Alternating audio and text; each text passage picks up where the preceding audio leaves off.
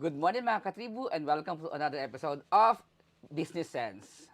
I am Komfie Manalo, this week's host. Cooperatives exist to provide the economic, cultural, and social needs of the organization's members and its surrounding community. Cooperatives often have a strong commitment to their community and a focus on strengthening the community they exist in or serve. The Cebu Community Cooperative, or CFI for short, was initially organized in response to the abusive lending practices imposed upon employees of the Courts of First Instance of Cebu. Today, we have the President and CEO of Cebu CFI, Mr. Pablo Paby Garcia. Paby is an economist by training, studying at one of the top economic think tanks in America, Claremont McKenna College. After his studies in 2021, he pursued research on Philippine economic affairs before turning to entrepreneurship. As an entrepreneur, Paby has co-founded a subscription-based biodegradable women's health company. Now with a distribution network of 1,200 plus locations nationwide, he is now the president and CEO of CFI Cooperatives. So, good morning, Sir Paby. Thank you for joining us here on Good the morning, Business Komfie. Sense. Of course. And I understand you flew in from Cebu last night. Yeah. So how was your flight? Good. It was good, quick. It was comfortable. Took PAL, 1 hour flight. Actually, we invited Sir Paby today for Business Sense because we had you as a guest, one of our resource speakers during our last Asian Innovation Yeah. Forum, and we were very impressed, and we are very interested in joining your your cooperative. We were you got our attention, especially in one of your projects at Cebu CFI, but we will be discussing that later. Yeah. But now we will allow our viewers to know more about the benefits of joining a cooperative. So let's start the questions. So first question, sir, what are cooperatives and why are cooperatives organized in the first place? Yeah. So, basically, cooperatives, no? We like to say that we're a friendly financial partner for you and for Filipinos. As compared to banks, where interest rates can get up to 12%, 15%, and compared to the common Indian, Yeah, the 5-6. yeah, the 5-6, yeah. where it can get up to 20% per month. We offer interest rates for as low as 7 to 9% per annum. So cooperatives basically are that. We are a friendly financial partner hoping to provide financial stability for Filipinos at the lowest interest rate in the Philippines, So actually. you're providing alternative financial facilities, Yeah. especially for yung tatawag namang nasa laylayan. Yun, yeah. So having these services an alternative as an alternative financial facility. So what else are the reasons why should we join a cooperative organization? So, Komfie, yeah, and yeah, the viewers, there's really two types of members that we can accommodate in our co-op, two types of Filipinos. We have one, the quote unquote, one earning a basic salary, and two, larger organizations or businesses that would like to get loans to grow their business at a low interest rate. So by joining a cooperative, we have various services in health, education, housing, and now in businesses. So by joining a cooperative, you can benefit a lot financially. Our membership fee is only 500 pesos to 2,000 pesos. There is no annual fee, and you have access to all our digital services as well. So there's that. You have access to finance easily in your pocket or at your computer. So joining a cooperative, you'll have access to financial facilities, and as an alternative financial facility, you offer a more friendlier rate. Yeah, Sa friendly mga, rates. yeah, friendlier rates and better I think better approval rating, And yes, better approvals. better So approvals. So um as a whole, talking about from a bigger perspective, from a looking at it from a bigger picture. Mm. So, what are the crucial role that cooperative plays in nation building and providing economic opportunities for the MSMEs or micro, small, and medium Yeah. enterprises?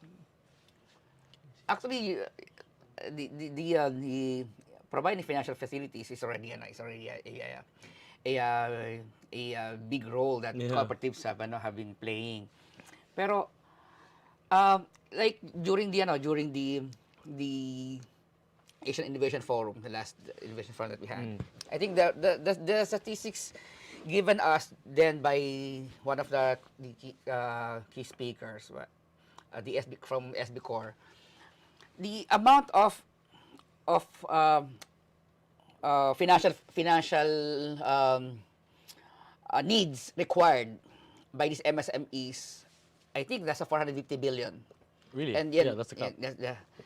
and then the combined resources of all the financial institutions, including cooperatives, maliit lang, minuscule lang. And Minuscule. yung minuscule lang hindi, Mhm. wala pa silang Yeah. 50%. So, ano yung kayang gawin ng cooperatives to lessen the gap between the required amount of financial requirement ng mga MSMEs and yung kaya i-provide naman ng mga traditional financial institutions. Yeah.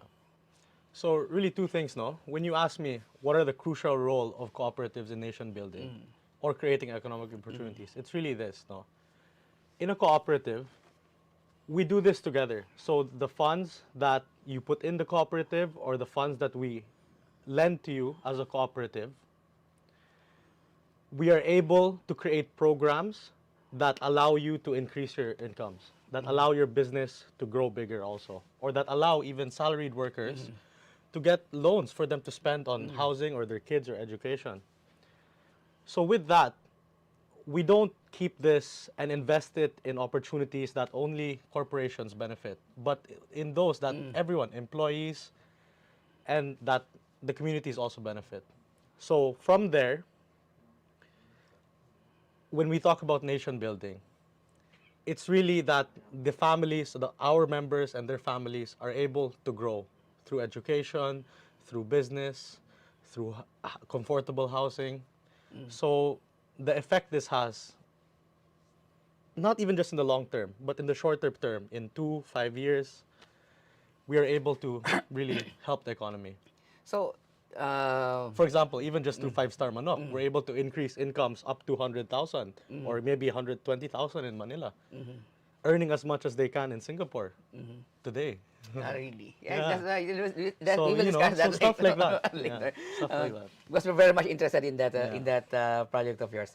So, sabi mo, what makes cooperative different from other financial institutions is it's a cooperative.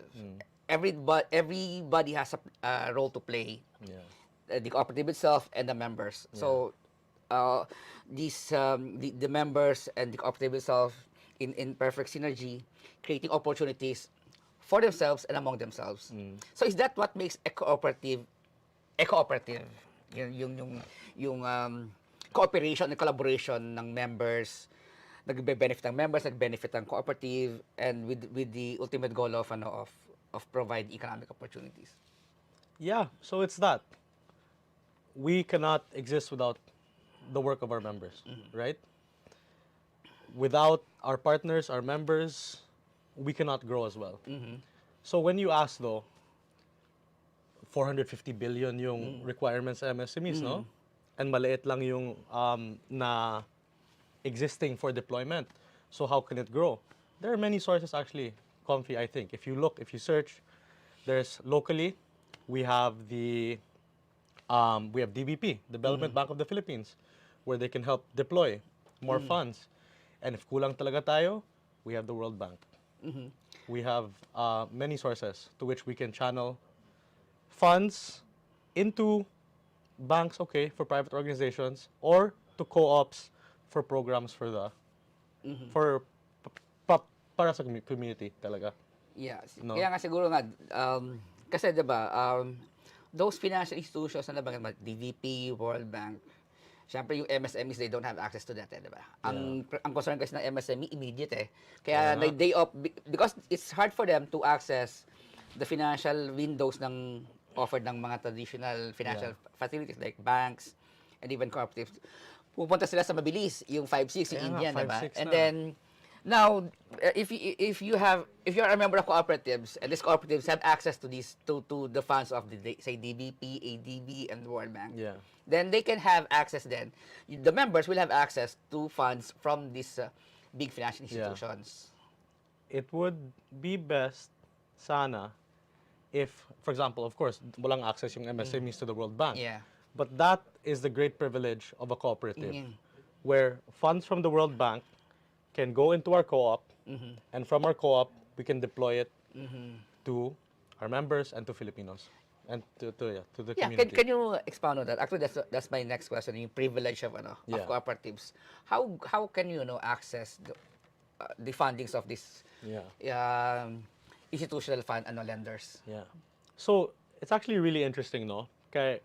Or kasi cooperatives, even though it can have such a big impact, it was never really viewed as an established financial partner in the Philippines before. Because if you look at cooperatives today, you look at their building, it's run down. You look at their computers, it's from the 90s. So they don't have the technological capacities to deploy financial services easily. You know, they don't use GCash, they don't use online banking. So now, thank you to our chairman, Sir Winston Garcia, who was the previous president of GSIS from 2001 to 2010. He was able to, I think, one of the first in the Philippines to fully digitize the co-op. And if tingnan mo yung app namin, it's almost as good as maybe Union Bank's app now, today. So the privilege of a co-op is that now, today, CFI, we provide services just as good as any bank you can think of today, but our interest rates are lower. Meaning, you are able to spend more for yourself, for your family, and for your futures. Yeah. So, what you're saying is, through digitalization, by digitizing its operations, yung Cebu CFI cooperative was able to to create or upscale its reputation as as the same level with banks and other financial institutions. That's why you can now access Yeah. funds from institutional lenders like the World Bank and ADB.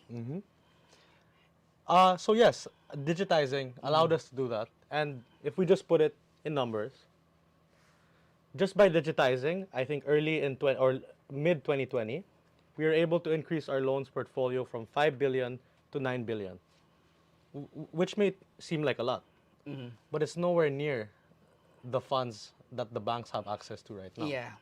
So although we were able to increase from 5 to 9 billion, and we have assets of over 16 billion right now, it is nowhere near what the banks have today. So yes, by digitizing, we do open up that channel where maybe yun, sa SB Corp can channel more funds to us. His projection, BB. diba? You digitize. And then, in fact, the SB Core is very much interested in Yeah. partnering with you then. Sir Bobby Bastillo. Thank you po, Sir Rob. No, he's a good. Yun niya. he's great. And so, Philip. are you in touch with with other institutional lenders for access to their funds? So the current state of our CFI right now is Land Bank gave us, I think, 4 billion to deploy to Filipinos, different programs, to all our programs, which I hope you can check online what our programs are.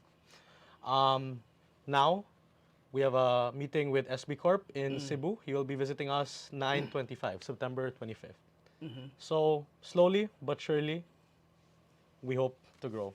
And I think we have more to deploy. That's very interesting, and we're very happy to link you with the SB Core during the AIF. And we need to do more of that because it actually brings in results. Yeah. So now you mentioned that cooperatives as a financial facility, you offer more lower rates than traditional banks. and you have a higher or faster approval ratings. What else are the advantages of borrowing from cooperatives than from these traditional lending facilities like banks? Yeah. So one thing which honestly I love about our chairman of how he was able to put this together was that yes, with banks, you get funds directly, whatever it is, 100,000, 1 million, 10 million, up, pataas, diba? 30. With a cooperative, we hope or we are already deploying ready models where they can instantly put that capital towards. So for example, if they need housing, they don't just get a housing loan for them to construct and sila pala manage sa construction lahat. We make an apartment. We make a co-optel where we loan to them a ready built asset. So RFO, ready for occupancy yung mga... Ready for occupancy na. So they don't have to just loan and then they have to spend 1 year, 2 years, 3 years building their own house. RFO, ready for occupancy. Or yun, commercial break ba? Or yun, sa business, they don't have to loan so that they can set up their own The business. business. We'll make a model for them na ready na. So, the loan that they get, yun na lahat. Wow. Equipment, online, management, lahat. So, Alam yun. mo, the more I hear you speak, the more I'm very much interested in joining the CFI. Not just join, but access your programs and your facilities. In fact, to be honest with you, there are a lot of staff from the Daily Tribune, from this company, Really, who are really? is very much interested in joining and getting the services of CFI, Cebu CFI. But before we delve into that, we will take a short break and we will be right back. This break is brought to you by Angkas, Beat the Traffic, Bayad Center, hashtag Bigger Better Younger Bayad, and you can buy it all. Conti's Bake Shop and Restaurant, delightfully yours. Globe, atin ang mundo. Meralco, ang liwanag ng bukas. SM, we've got it all for you. Smart, live more today. Union Bank, it starts with you. And Tata Consultancy Services, a wellness show dedicated to empowering viewers with the knowledge and inspiration needed to lead a healthy lifestyle. Be Well Now, hosted by Miss Cory Crino, every Wednesday at 2 p.m. only here at Daily Tribune's Facebook page and Tribune Now in YouTube. Straight Talk dives deep into present issues of leadership, politics, business, and more. Engage in insightful conversations with industry shakers, government leaders, and trailblazers every Wednesday at 10 a.m. only here on Daily Tribune's Facebook page and Tribune Now in YouTube. Arayan at talakayang showbiz, times 2, doble-doble! Kasama ang dalawa sa walang kupas na talakayan ng showbiz, Alwin Ignacio at Alex Brosas. DTT Show, tuwing Sabado at Linggo, alas 4 ng hapon, dito lang sa Diaryo Tirada ng Daily Tribune.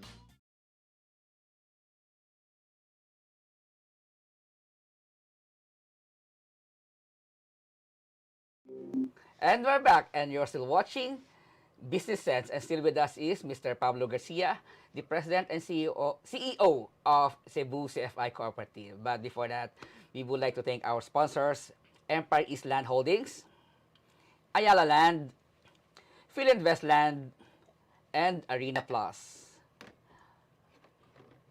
Before we took a break, we had a very interesting discussion with Sir Pab here, and sabi niya nga, cooperatives are friendlier alternative or friendlier financial facility alternatives from traditional banks. And of course, yung dreaded 5-6. And you were right. Actually, I had an experience borrowing from a cooperative. A cooperative, kasi I live in Caloocan and we have a cooperative there in our community. Yeah. And that cooperative helped me bankroll when I opened that's really good.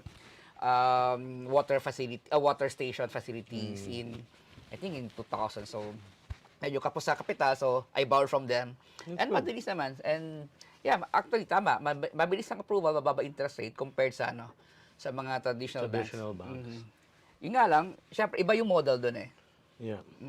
So ngayon naman let's talk about Cebu CFI Cooperative? Ano ba yung mga benefits in joining the Cebu CFI? And so Sir Paby, tell us about the Cebu CFI Cooperative and when was it established and what type of cooperative is Cebu CFI? Yeah. So Cebu CFI, we're located at the capital compound.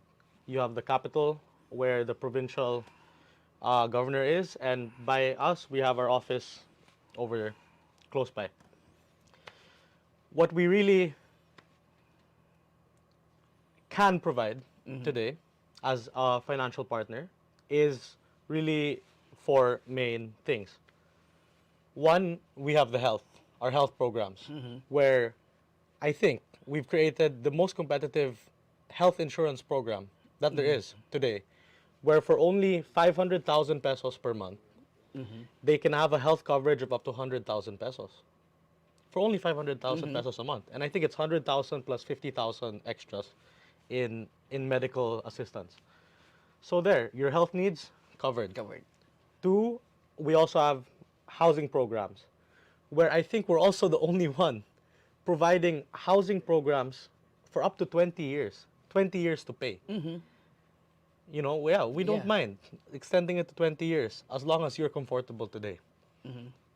Of course, the co-op also makes money from that, but it's good, or you can buy at a CFI co-op or apartment. So there, 20 years to pay, construction and home loans.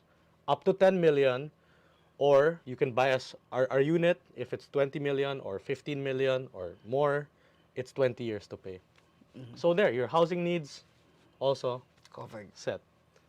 CFI Co-op, since 80s, created schools in Cebu. We have 3 main large campuses in Cebu, providing balik-balik, but cheap education through loans also, as well with school materials. You can also loan at low interest. So the education needs of you, your family, maybe your cousin, your nephews, nieces, covered. And lastly, what I'm most excited about, actually, based on all these 3 are nice. These 3 are really important, and we will also develop these 3, right? We'll also try to see how we can improve health, how we can improve housing, and how we can improve education. But what I'm most excited about is our plug-and-play business lines that we are deploying. So for now, of course, and I know Komfie, maybe you're a fan, Yeah. but we partnered with CP Thailand, which has 7,500 branches of 5-star chicken all around the world. Asia, Thailand, Vietnam. Yeah, India also. And with that, it's a plug-and-play business where our members can start earning anywhere from 58,000 in provincial areas up to 100,000 in highly urbanized areas. So with that plug-and-play business, manegosyante na kayo. But Business owner na kayo. yeah. Those 4 main pillars of Cebu CFI: health, housing, school, and the plug-and-play businesses. But these are all available in Cebu, right? Even the housing and education.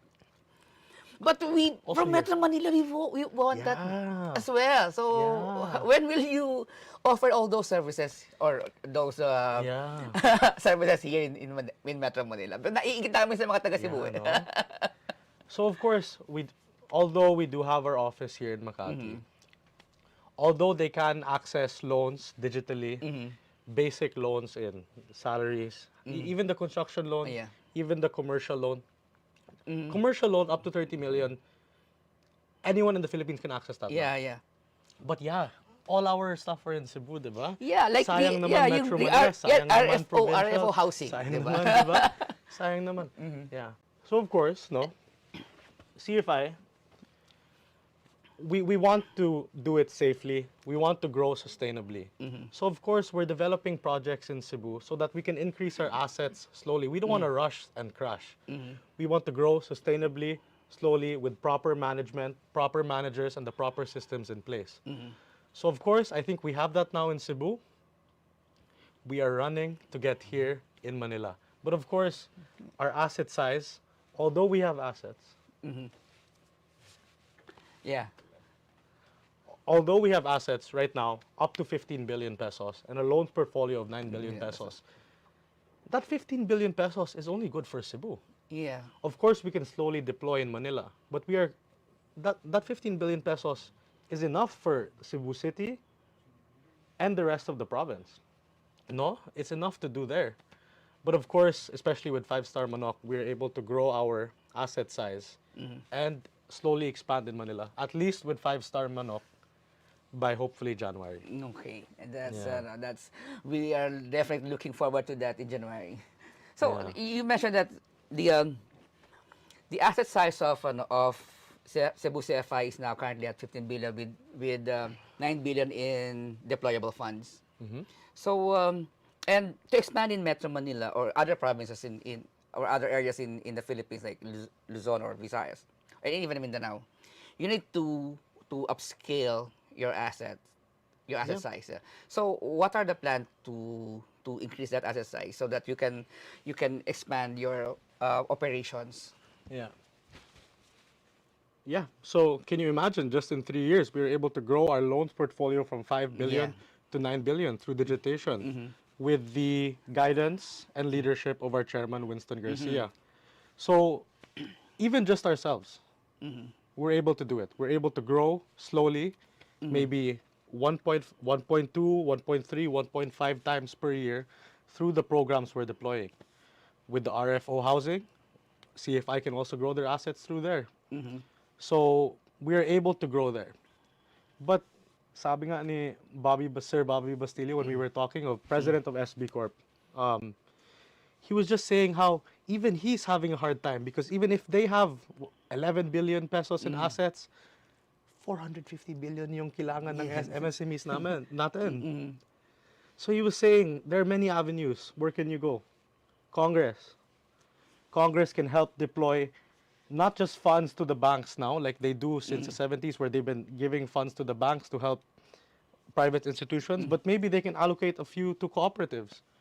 Maybe not kung anong cooperative lang, but cooperatives in the Philippines, not just CFI, that are digitally enabled, that are equipped to deploy more loans, no? So that's it. There are many avenues. You can just imagine where we can pull funds from, whether from World Bank, whether from DBP, Or from the Maharlika Fund. whether Maybe from you can the Maharlika Fund's very interesting because there is a return on investment in the programs we are creating. You've mentioned four major pillars of CFI, Cebu CFI. One is health, of course.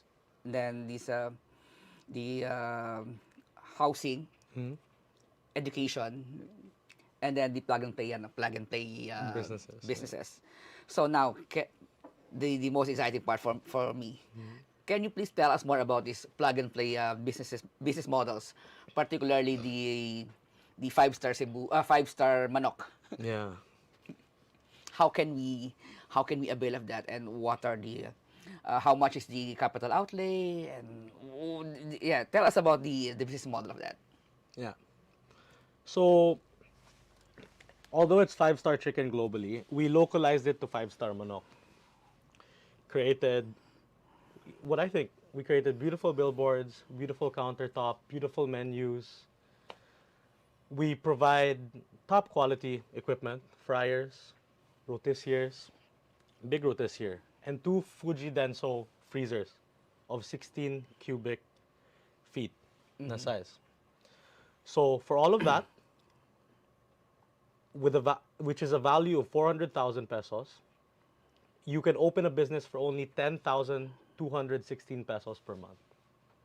So for only 10,216 pesos per month, which is highly affordable for a good chunk of people, they are able to earn selling fried chicken and selling roasted chicken. They're able to earn, like what I said, in a very provincial area, 58,000 pesos Per month. per month, which is higher than the 8,000 Yeah, to yeah. 15,000 salaries. And in a highly urbanized area, maybe someone who works in a call center right now, earning 30,000, can start earning 100,000 pesos. So, with that full set of equipment, full branch, everything needed, all he needs is 2 crew members, and he can manage his whole business online Online. as well. Track sales, track inventory, and when they run out of stock, when they run out of inventory, they can just reorder on the app or on the portal, and it will be delivered to their branch, sealed, frozen, marinated in crates. Yeah. So the Or franchise boxes. cost is 400,000 pesos. But you're If they buy it yeah, if outright. they buy it outright, but you are offering it on installment at the 10,200 pesos monthly amortization for 5 years. For 5 For years. 5 years. So wala kang cash out. Walang cash out at walang franchise fee. And how much is the price for this chicken? Retail price of the chicken. Yeah. So before we jump to the price of the chicken, I want to address the 400,000 versus Yeah. 10K. So of course, if you have the capital, you can purchase one branch or your branches for 400,000. But we recommend the loan because for 10,200 per month, you are able to roll that, and maybe after a few months, open your second branch, Second branch. and you still have that 400,000 intact for you to roll. So the great thing also about five-star manok, no, or our is for one piece chicken with rice and banana ketchup, it is only 60 pesos. Our competitors, I don't want to say it na lang, who our competitors are, but they are selling it from anywhere between 80 to 100 pesos already. So we are 30% cheaper. 60 pesos. This is just for one piece of fried chicken. It's 49 without rice, 60 with rice. We are able to achieve this price point, this lower price point, by nearly 30%. Because we partnered with CP Thailand. And CP Thailand, I don't know if you're really aware, but CP Thailand is one of the largest conglomerates that we have in Thailand and maybe also in Asia. Asia. And they are the largest chicken growers in Asia, actually. Number one, by output. And they are building farms slowly all over the Philippines. IT, high-tech, air-conditioned, ventilated farms that produce output. So at 60, we're able to provide chicken for 60 pesos. So I think tama ka. It's a smarter move if you will opt for the 5-year amortization than to cash out 400,000 pesos, because if you have 400,000 pesos, why buy outright if you can pay it for 5 years 10,200 pesos? So the business will pay for itself. Yeah. And you still have the 400,000 pesos you can invest in other businesses or in Yeah. other ventures, right? Yeah. Exactly. So, although it's more expensive if with the 10,000, it's actually not, because your current spending, your current monthly amortization or payment is only 10,200, which means your 400,000 you can use to reinvest to either other businesses or to open your second branch. Or third. And the 10,200 monthly amortization will come from your sales. Yes. Yeah, so because the business will pay for itself, Actually, eh? part of the package is 80 whole roasted chickens and 880 pieces of fried chicken. So, for 10,000 pesos a month paid after month 1, you're ready to go. You're ready to sell. You're ready to pay your loan. So aside from that, what other benefits does Cebu CFI offers to its members, and how to be a member of Cebu CFI? Yeah. Benefits, I think it's those where we have a wide array of loan programs. So whatever fits your needs, pick and choose, please. And to become a member, just please log into cficoop.com and it will be there. cficoop.com, our company information, and you can easily apply to be a member online as well through our e-membership. So this has been a very interesting conversation, and definitely I will encourage everybody, all our viewers, and even I've been encouraging actually our staff here in the Daily Tribune to to join Cebu CFI because you have a very, it is the best business model that I've encountered so far, and I've been writing CFI, business. Yes, Cebu CFI. And I'll give you the floor to invite our viewers and our readers to join Cebu CFI and take advantage of its wide array of financial services. Yeah. So yes, I guess we're here to be a friendly financial partner. That's our main goal. If you or your family are having struggles in health, in medicines, in housing, in education, check our various loans to see how we can support you today. And yeah, if you're an interested potential entrepreneur, hardworking potential entrepreneur who wants to take that leap to start earning more, if you're in Cebu for now, or if you're in Visayas or Mindanao for now, and hopefully soon Luzon, please check out CFI5star.com. So there's CFIcoop.com and there's CFI5star.com, just to see more information about how you can become a business owner today. So that's it. We hope to be here for you. We hope to grow with you and you. Of course, well. of course. Thank you very much, Sir Paby Garcia. And so that's it, mga ka-Tribu. Cebu CFI is our friendly financial partner, and hopefully we can get we can avail of their services very soon. So again, thank you very much, sir. Sooner the better. Thank you for being here. Yeah, no problem. And thank you for having us, really. And we hope to have you again. Because and in our next projects, because we'll have another Asian Innovation Forum next month. So and we hope to have you there. Yeah, maybe we'll have something new to say. Yeah. And thank you very much, Cebu CFI President and CEO Sir Paby Garcia. We will take a short break. This break is brought to you by Angkas, Beat the Traffic, Bayad Center, hashtag Bigger Better Younger Bayad, and you can buy it all. Conti's Bake Shop and Restaurant, delightfully yours. Globe, atin ang mundo. Meralco, ang liwanag ng bukas. SM, we've got it all for you. Smart, live more today. Union Bank, it starts with you. And Tata Consultancy Services. Straight Talk dives deep into present issues of leadership, politics, business, and more. Engage in insightful conversations with industry shakers, government leaders, and trailblazers every Wednesday at 10 a.m. only here on Daily Tribune's Facebook page and Tribune Now in YouTube. A wellness show dedicated to empowering viewers with the knowledge and inspiration needed to lead a healthy lifestyle. Be Well Now, hosted by Miss Cory Crino, every Wednesday at 2 p.m. only here at Daily Tribune's Facebook page and Tribune Now in YouTube. Parayan at talakayang showbiz, times 2, doble-doble! Kasama ang dalawa sa walang kupas na talakera ng showbiz, Alwin Ignacio at Alex Brosas.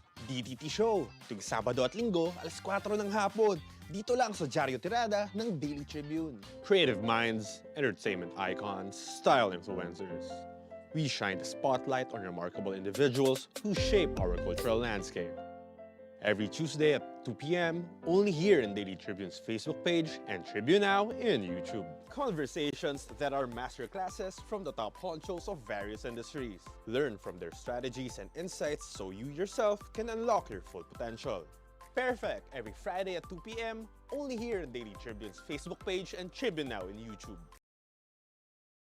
Straight Talk dives deep into present issues of leadership, politics, business, and more. Engage in insightful conversations with industry shakers, government leaders, and trailblazers every Wednesday at 10 a.m. only here on Daily Tribune's Facebook page and Tribune Now in YouTube.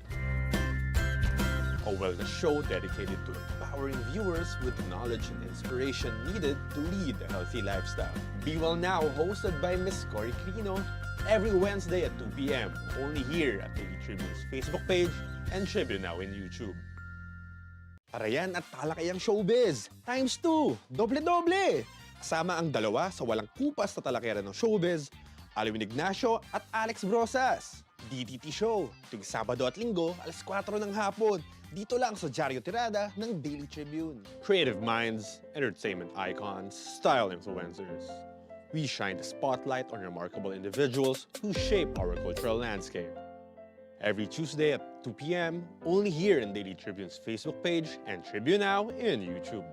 Conversations that are masterclasses from the top honchos of various industries. Learn from their strategies and insights so you yourself can unlock your full potential.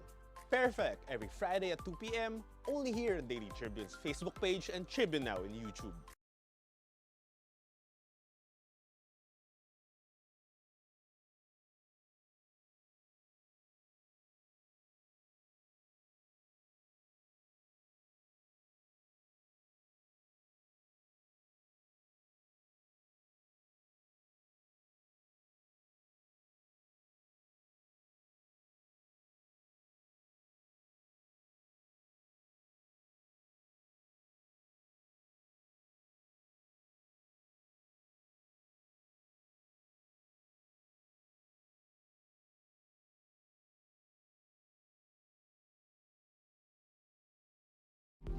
And we're back, and you're still watching Business Sense. But before we continue with our interview, we would like to thank our sponsors, Empire East Land Holdings, Ayala Land, Philinvest Land, and Arena Plus. Mga katribu, mga katribu kayo na, ganda ng discussion natin about sa joining the Cebu CFI Cooperative and their interesting projects on health, education, housing, and of course, yung kanilang plug-and-play business.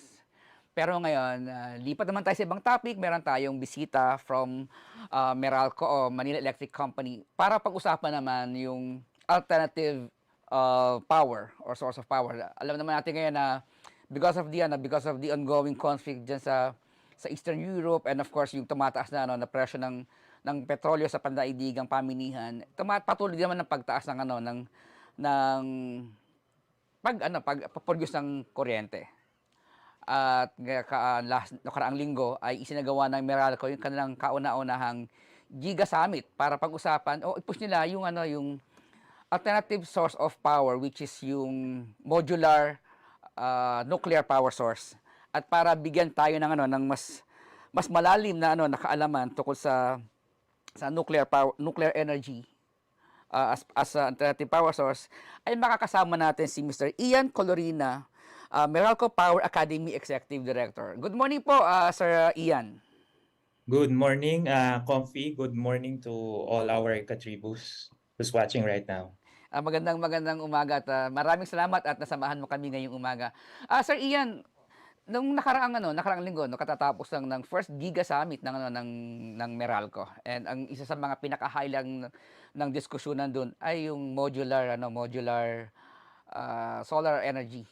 So can you tell us about the summit? Ano pa yung highlights nung Giga Summit na to na sponsor ng Meralco? Yeah.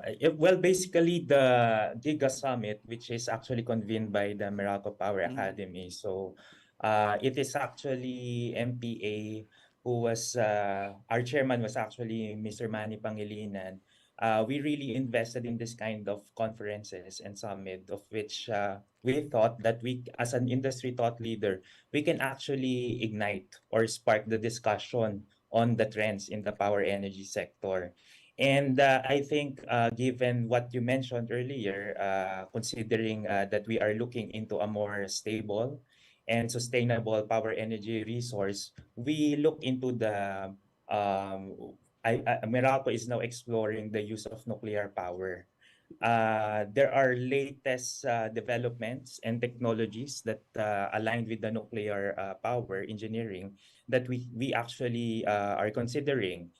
We have the small and micro modular reactors, which compare with the other conventional nuclear plants, like for example, the one in Bataan, and other nuclear power plants in the world. So this is, they say that this is actually safe and and very modular since it's actually factory fabricated. So in the Giga Summit, we actually invited experts and scientists in nuclear energy. We actually have our own Dr. Akdi Mayuga of Canada Laboratories.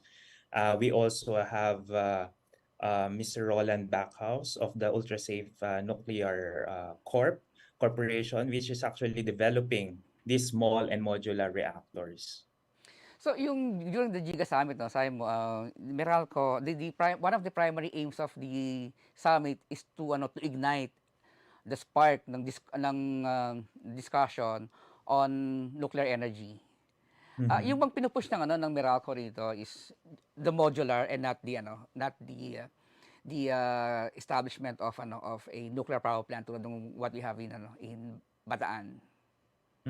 What we are primarily looking at is in this kind of technologies kasi nga considering Mhm. of the perception towards nuclear power, considering the what happened in Japan a few years ago and Mhm. the Fukushima. So I and also considering that we are actually an earthquake and typhoon area, no, country. So the small and micro modular reactors can actually is a nuclear technology that can possibly address and that can be set up considering kasi when it's factory fabricated na incorporate na yung safety designs. So and also it can also be scalable as it is modular. So for example, the Bataan would have a 1.2 kilometers of occlusion zones. But when you bring in these small and micro modular reactors, the occlusion zone will be down to 100 meters. Mhm. And you don't actually need a bigger space for this, and you can actually bring it near the load centers. And when there's a leak, automatically nag-shut off na Mhm. yung mga reactors because of its safety design. Yung this small and micro modular nuclear reactors, gaano to kaliit, gaano to siya ka-micro, gaano siya yung size niya kalaki. And sabi mo nga, pwede mo siyang dalhin, i-deploy near the load center, sabihin, near the communities, diba? Isang barangay na kailangan na isolated talaga, 'di ba, na hindi kayang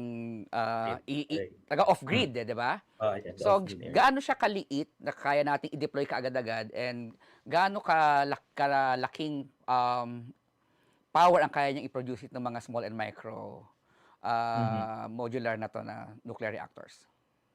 Yeah, in terms of size, I don't have the specifications for that. But in terms of the capacity Mhm. or the electricity output, imagine but the Bataan is actually the output of that could have been 1,200 megawatt. Yeah, But for this small modular reactors, it's up to 300 megawatt. megawatts. And for the micro, it's around 10 to 15 megawatt, which can actually power yung mga island grids natin. Mga ilang households ang kayang i-power nitong kaya mo produce ng 6 hanggang 330, 50 to 30 megawatts Yeah. and 300 megawatts na nuclear reactor nito. Siguro in that 20 megawatts, great, can power for an ordinary household, it can power actually 1,000 of households. Wow. Yeah. 1,000 households. And how long will it run without refueling or changing Uh, the with, without refueling, it's actually 40 years 40 without years? refueling. And So that's how efficient a nuclear power can be. when we talk of refueling, of course, kahit na maliit siya, meron din siyang pinoproduce na waste, di ba? So, yung Mhm. reactor part mo. How safe naman yung disposal nung nuclear waste ng ganitong kaliliit na mga nuclear reactors? Well, according to UltraSafe, no, they have actually incorporated in the design that the waste can actually be the casing of the Mhm. reactors will actually serve as a disposal already. So they'll just unlike dun sa mga conventional natin, no, the problem is the disposal kasi expose yung mga reactors. But for this one, since naka-incorporate, naka-built in na siya dun sa casing of the reactors, you can just actually pull it out of the of the plant and then take it for disposal. So it's like changing a battery, no? Parang plug and play. Yeah, parang ganun na lang siya. Yung Yes, yes. kaliit.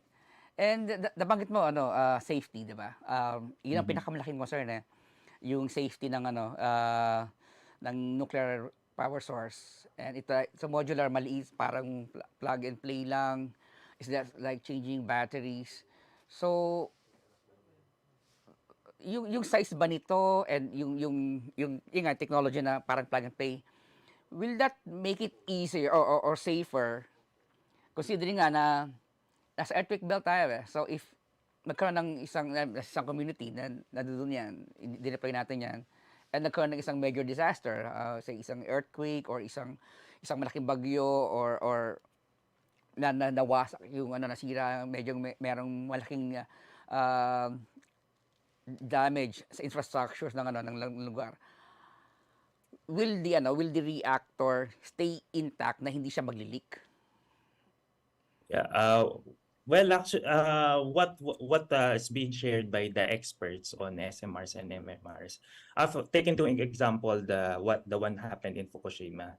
The earthquake destroyed somehow, no, it destroyed the power The power plant. But plant, yeah. actually, the earthquake wasn't the cause of why it leaked. Mhm. Since nabasa yung plant and then there's an electrical component of the plant, so that's why nag-malfunction yung system, so hindi gumana yung mga safety features nila. So that's why hindi na-contain yung radioactive activity within the plant. So in this SMRs and MMRs, what the experts are saying is they already incorporated those safety designs, including, I think, the electrical component of it. So when an earthquake struck, and if it's possible, kung may mga what happened in Fukushima, so automatic mag-activate yung mga safety features, including the to prevent the leak of radioactive materials. And how about yung cost naman?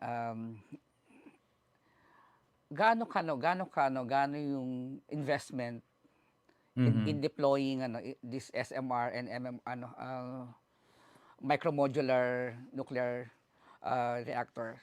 Yeah. Yeah, Uh, and considering na i-deploy na ito, usually ideal to sa mga, 'di ba, sa mga off-grid talaga na communities. mhm. So in terms of cost, magkano siya cost efficient? Well, as mentioned by our chairman MVP, we don't have the numbers yet. But considering, as mentioned, 40 years fueling, ang malaki lang naman dyan is the capital investment that we will put. One time But lang. considering, one time, but 40 years is actually a traditional, for example, a natural gas plant that will take 25 years for you to maximize your investment. But for these years, since it will take 40 years for refueling, it's much efficient than, for example, an liquefied natural gas plant.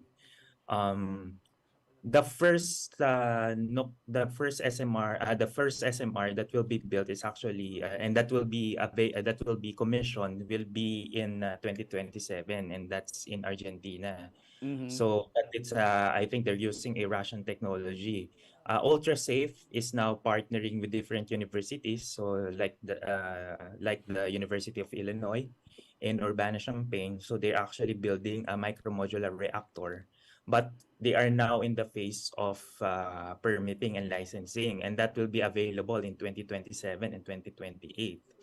Well, the goal for now is really for Meralco and through Meralco Power Academy is to already start the conversation regarding nuclear, because we're already prepared. That the key component, if we choose to go nuclear or consider nuclear in our supply mix, is actually the development of our talents. Mhm.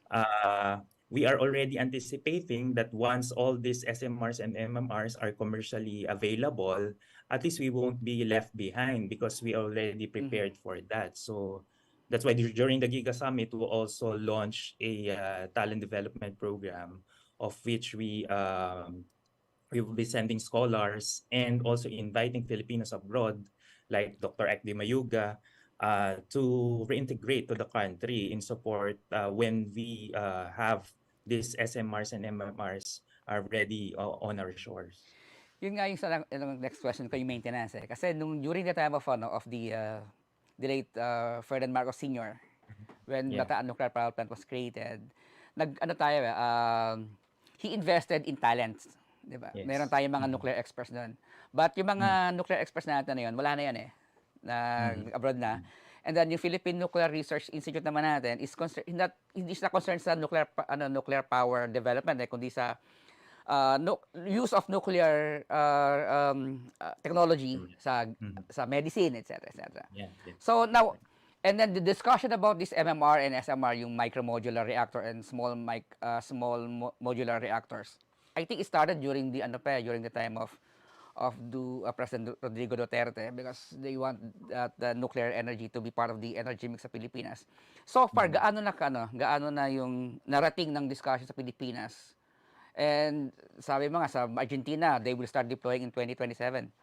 Sa atin, dito locally, meron na ba tayong outlook kung kailan natin kayang masimulan yung deployment ng MMR and SMR?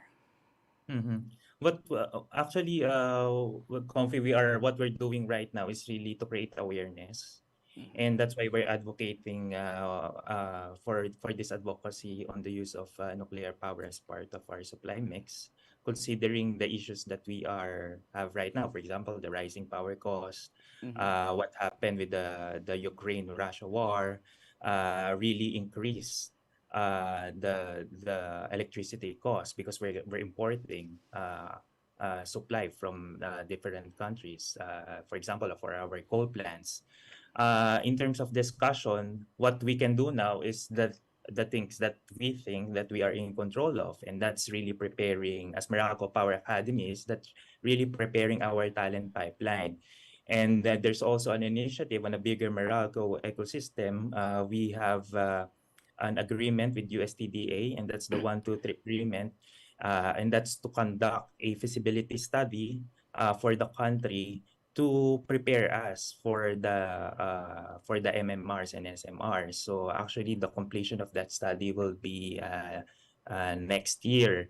So considering those timelines and the readiness and the commercial viability of the SMR MMRs, which sometime in 2027 and 2028, that's why we're preparing our timeline, our talent pipeline, and launching our scholarship program.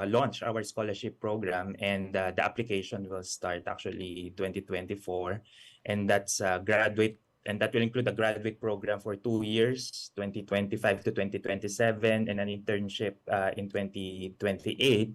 And those people that will be ready for capable for nuclear power engineering, they will be tapped to do the design and planning for nuclear. So as for now, as responding to that question, is that we are still in the talent pipeline development, capability development. But correct me if I'm wrong, based on my understanding sa mga sinabi mo, preparation ng talent, and then preparation ng yung feasibility study nyo in partnership with UST, and then the availability ng technology nandiyan na. So by 2028, we can be ready, right? 2028, it will be commercially ready, but I think the timing of the manufacturing and the licensing and permitting might, since we don't have yet regulatory regulations for nuclear power here in the Philippines, so we're looking at the mid of 2030s. Yeah. But if the government will